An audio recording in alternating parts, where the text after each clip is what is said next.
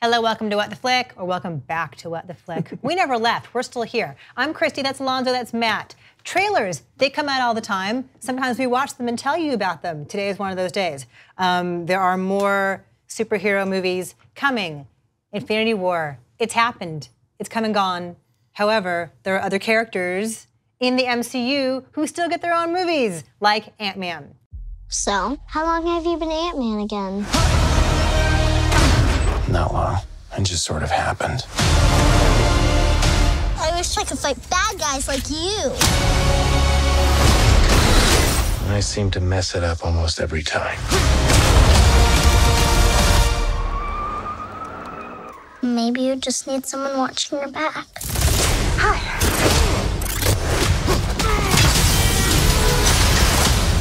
Like a partner. Dr. Pym, I actually heard what happened to you. You opened up the quantum realm. That's when this crazy creepy ghost would like walks through walls and stuff. Stole your tech. And now she wants to take over the world or whatever. Who would have believed that in your hour of need, you would turn to us? Not me. Because we robbed you. Do you remember? That's us.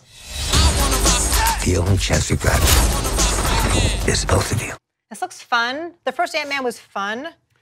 I'm a little on the first Ant-Man, but every but every MCU movie that I was sort of not in love with the first go round, I liked the sequels more. I liked Captain America, Winter Soldier more than I liked Captain America. I like Thor: The Dark World more than I like Thor. I like Thor Ragnarok better than that. And I like Thor Ragnarok even better than that. Yeah, so I think maybe I'll like Ant-Man and the Wasp more than Ant-Man. So the third Hulk movie is going to be genius. Yo, well, if they would just do 2 in a row with the same staff, you know, that might help. This could be fun. It's amazing when you think, like, who knew that Peyton Reed had this in him? He made, like, Down with Love. You know, who knew this was this kind of movie? But yeah, the first one was great because the end of the world was not at stake, and that's what I loved about it. It was just fun and playful. So Richard Brody, I'm sure, is very excited about Ant-Man and the Wasp because he was a huge fan of Ant-Man. There you go.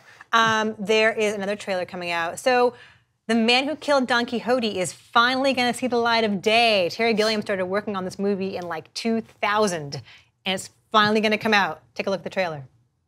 Good God, Sancho! A giant! Prepare to die! I am Don Quixote de la Mancha. Esto se ha roto! Speak in English! And cut right there. Good work. Estaba aquí 10 años. Hacía una película pequeña. No, you're angry. The girl is in danger. You are Don Quixote. You will be sent with my squad. I am Don Quixote. Many things have changed since your film, Toby. What about the old man who played Quixote? Is he still alive? Would you like to see Don Quixote de la Mancha? I do.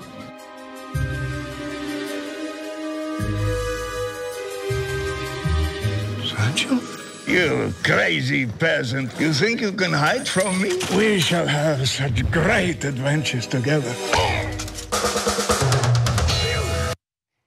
So this is sort of infamous, and the fact that it could not come together for so long and had just myriad production problems. There's already been a documentary about how this movie couldn't get made. Is the subject of its own documentary, yes. And the documentary, actually, all that footage they had was supposed to have been like a making of, behind the scenes kind of thing. It ended up becoming like a how not to make a movie kind of. The Murphy's Law of production. Yeah, there was a flood, and they were shooting near some like NATO testing site, so stuff was exploding all the time.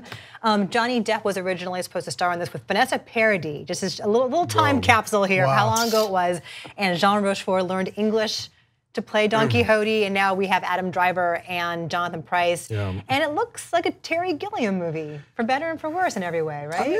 What do you guys think? You know, look, like, I think it's fun when Adam Driver gets to do comedy. I think he's really good at it, and so that's kind of a treat.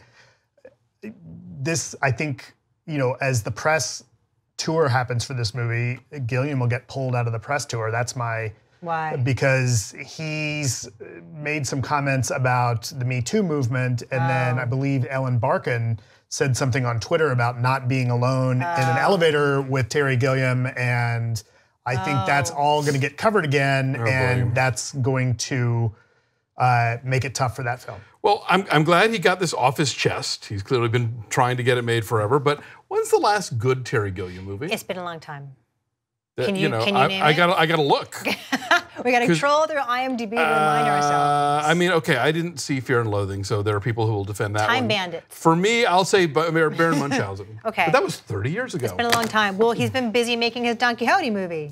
He's been really busy. Yeah, I mean, it's sort of one of those things like you just can't look away, you know? Like you've got to see it. Whether or not the reviews are good, you've got to see for yourself, like, what took so long? What was the fuss all about? Listen, after this long, this better be the reason film was invented. I mean, I think there's a case to be made that like those passion projects are more often the downfall of a filmmaker than the fruition. But there's always the exception. So we'll see. Passion project. In other words, nobody else wants to do this. Exactly. Yes, and your heaven's gates, if you will.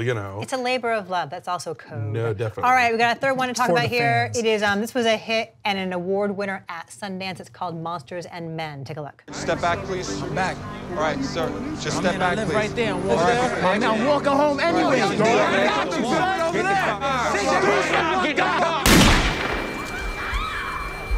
they shot him. Y'all shot him! This organization has seen quite a bit of you, and we really like you. And I believe 100% you're going to go in the first round. I feel like everywhere I go, I'm reminded of what happened. What's happening about that shooting? And if he wasn't resisting arrest, he'd still be here. So if I resist arrest, you're going to shoot me. I know what you think you saw. Starting trouble now do a disservice to everybody. One cop goes too far and now we're all guilty? Is that what you're saying? Larson is just this month's victim. I want to get involved. Do what you do. So what do the police want with you? They want me to keep quiet. I saw the tape. So what, you're gonna go blab about it? They're gonna make an example out of you. This played at Sundance. Did you happen to see it at Sundance? I did not, no. Okay. Had you heard about it?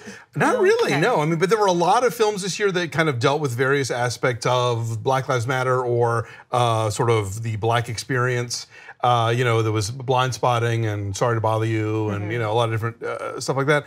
So, I mean, this seems like it touches on some interesting stuff. My only red flag is you're going to make a movie about cops shooting people and you're going to make it about a black cop. That feels like they're hedging their bets a little in a way. I don't know, but I want to see the movie and see how they tell the story. Ronaldo Marcus Green is the writer-director, and he won a Best First Feature award at Sundance for this film. And it's got a big cast. Kelvin Harrison Jr. is in it. Right, John David Washington, that's Denzel Washington's son. He's in Ballers, if you've ever watched Ballers. I've never seen Ballers. Anthony Ramos originated the role of Philip Hamilton in the Hamilton musical, Hamilton's son. Okay. Rob Morgan was the one I was talking to you about earlier. He plays Turk in a lot of the Netflix Marvel series. Right. So terrific cast. This trailer looks really good. I'm intrigued by this movie. No, it seems like it promises to be provocative. Yeah, it couldn't be more relevant, and I'm getting kind of a Fruitvale Station vibe from it too. So, and that turned out well for Ryan Coogler. It was a great film.